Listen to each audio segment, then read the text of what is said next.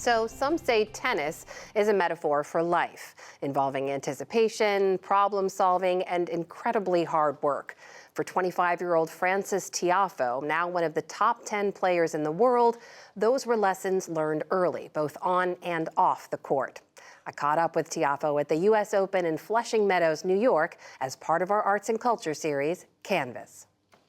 Is no strange feat. Frances Tiafoe, native son, what's good?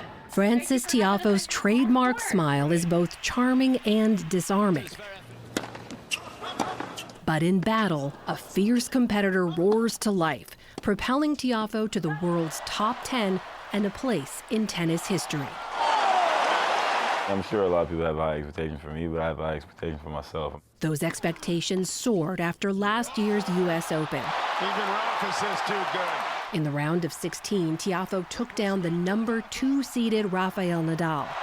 Frances Tiafoe says, it's my time. And that's it. Then in the quarterfinals, beat Andrei Rublev in straight sets before losing to Carlos Alcaraz in the semifinals, making Tiafoe the first American man to make it to the U.S. Open semifinals since Andy Roddick in 2006, and the first Black American man since Arthur Ashe in 1972. And this spring, Big Foe, as he's known, became only the third Black American man in history to break into the top 10, following Ashe and James Blake. At this year's Open, the world is expecting big things from Big Foe. I want to approach it like another year, somewhere where I just want to do well. I don't want to make it this big ordeal because ultimately I know when I'm at my best and having fun out there, I can do some special things. Everyone we talked to describes you as always happy, happy-go-lucky, easygoing, laid back. But there is this fierce competitor in you that comes out when you play. I wonder how do you balance those two? Yeah, I think Frances Tiafoe off the court is a totally different beast. You know, guy who just, likes to enjoy and, have fun. But, I know what I'm out there competing for. Competing for my family, friends, obviously myself. I want to achieve great things, the whole DMV area. So, got a lot of people I want to, continue to make happy, continue to make proud, and yeah. So that's probably what helps the balance. Tiafoe knows where he comes from, his 6'2" frame often draped in hometown jerseys. The Maryland native is proudly DMV made from the District, Maryland, Virginia area around Washington, D.C. He went pro at 16, competing in Grand Slam since he was 17. He won his first in Delray Beach, Florida in 2018, made the quarterfinals at the 2019 Australian Open and again that same year in Miami.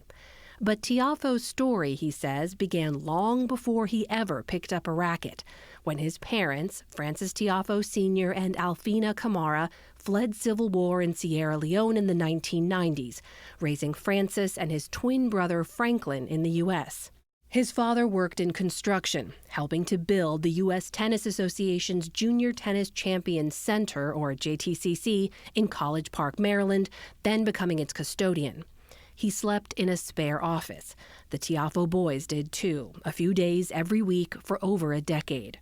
It was there Frances Tiafoe first picked up a tennis racket, started training, and launched a career that has already inspired a new generation of fans. Fans who gathered in the center his dad helped to build to cheer on Tiafoe during last year's U.S. Open. Fans who now see themselves in Tiafoe. You are only the third American Black man to make it into the top 10. Why haven't there been more? How many people have gotten the op, though? Right? I think opportunity is everything. I'm a product of it.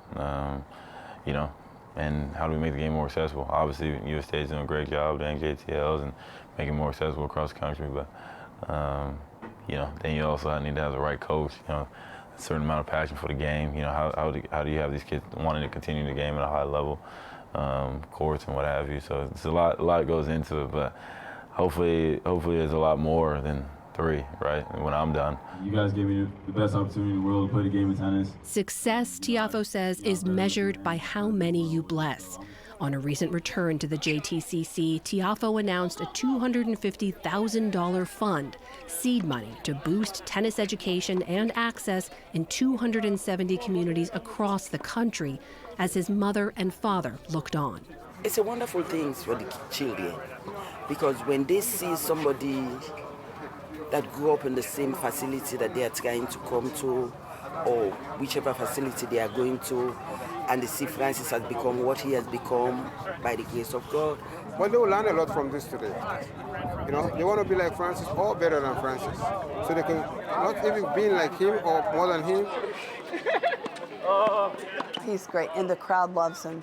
He's got Hollywood in him, you know, he's got that. He loves the crowd, He too, loves right? the crowd. Tennis legend Billie Jean King says Tiafoe is just what tennis needs. I think the players have to understand, we're there for the audience, not the audience is there for us.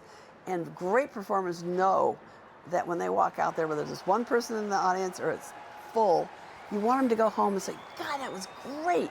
Tennis great Mary Jo Fernandez, the youngest player ever to win at the U.S. Open, says Tiafoe is poised for even bigger things. I love Francis. I don't know anybody that doesn't love Francis.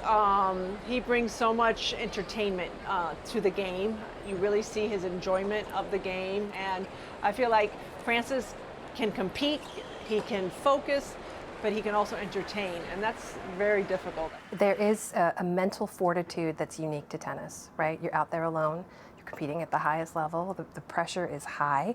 There's a lot of conversation around mental health now, in sports more generally, but really in tennis too. And I just wonder how you think about that. You don't seem to struggle with it, but again, a lot of that stuff people don't show to the rest of the world. Yeah, I think obviously it's a tough sport, man. It's a tough sport. You know, you win, it's on you. You lose, it's on you, right? Traveling the world, a lot of time away from family, a lot of time away from home. You know, dealing with the expectations. You know, when you don't get them, you know, you got all these hate messages, people going on you and stuff like that. Do you read those messages? So that's the funny thing. I always tell my girl, I'm not really into that. Reading those messages or whatever. For me, I think it's kind of a mindset thing. You know, I'm not envious of anybody else or, you know, or whatever. You know, what's meant for me is meant for me. But ultimately, these people are sending hate messages. They're still going to follow my life anyways, right? You love the crowd. You feed off the crowd. People wrote about it last time too. You would hold your arm up and gesture to them and put your hand to your ear and call for them to be louder, which is not normal in tennis culture, right? What do you love about that? What's it feel like when you're out there? I mean, a guy like me would never think he would be able to play in 23,000 people and pack the whole arena up, right? And have them whistling and yelling their name for, you know, hours and hours while I'm competing at the highest level. So I'm just loving that moment. And again, it's just about having fun. And I play better that way. He may be out on that court alone, but Tiafoe says he is held up by a cast of dozens. Who's your first call? Who's your first text when you need that little moment? Yeah, I definitely called both my parents, twin brother, you know. Obviously my girlfriend I've been with for years, you know, she helps me so much. But yeah, you know, I have a big squad, you know, cousins, friends. I mean, a lot of people I like to stay in touch with, so. You roll deep. I roll deep, yeah. You ready, right? You got the wristband and everything.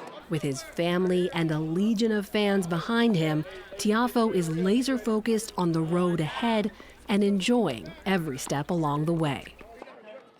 And our next piece on trailblazers at the U.S. Open features Billie Jean King and her fight for pay equity 50 years ago. That's coming up next week.